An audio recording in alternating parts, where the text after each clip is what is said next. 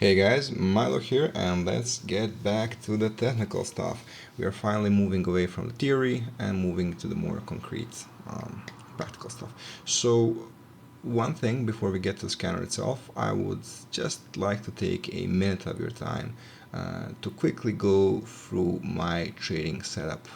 You can feel free to skip this part, but I think it's going to be interesting for you to just understand what's on my chart and why it's there. So in regards to the setup, the hardware setup at least, it's nothing really special. It's just a basic desktop machine with like 8 gigabytes of RAM. Really nothing special.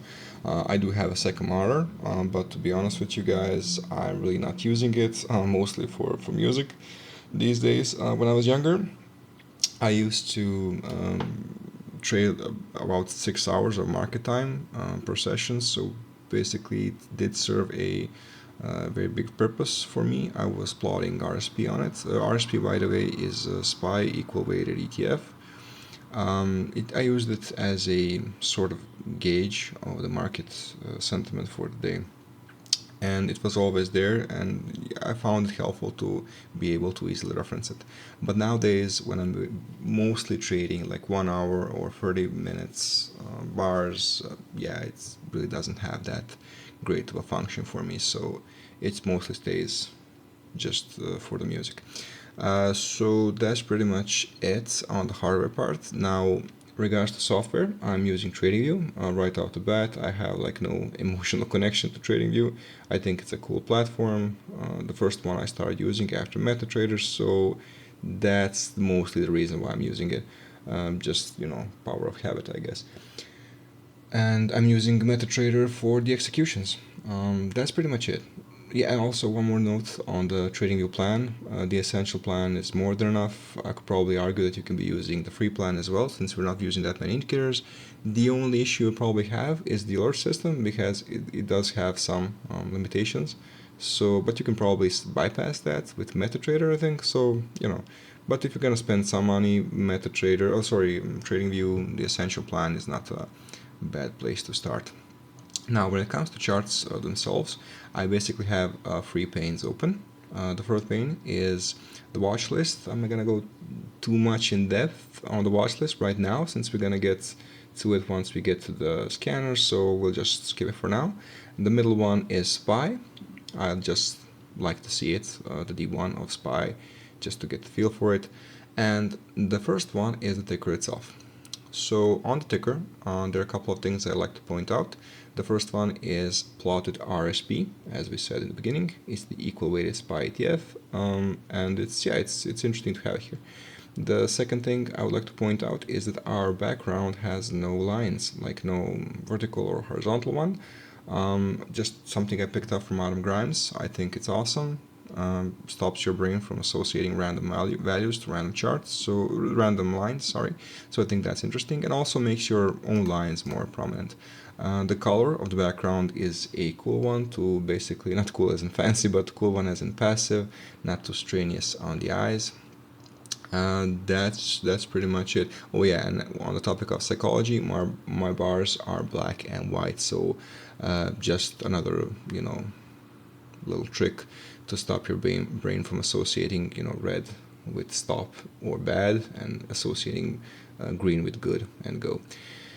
That's pretty much it. So in regards to the indicators we're using on the charts, there are the SMAs, or the moving averages. On D1, I plot the 50, 100, and 200 SMAs, and on the intraday level, I plot the 20 and 50 EMAs, and that's pretty much it.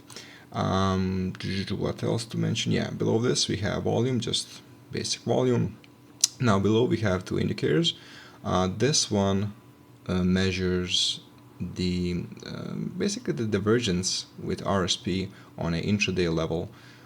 It's just something that I think is very cool for you to just be able to, at a glance, tell what's the relation between the RSP and the ticker itself.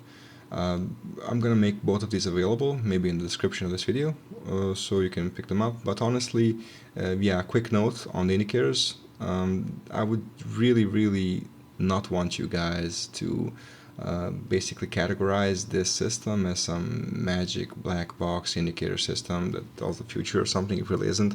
I would be more than comfortable trading like this, and actually I think I'll find it more enjoyable than with all the indicators. The indicators for me are basically there to aid me when I'm flipping charts and moving quickly through them, and to serve a purpose in like basically filtering. Yeah, filtering is a good word, but not something that has any predictive value in my honest opinion. Below this we have so we have intraday relative volume here. This is a cool indicator.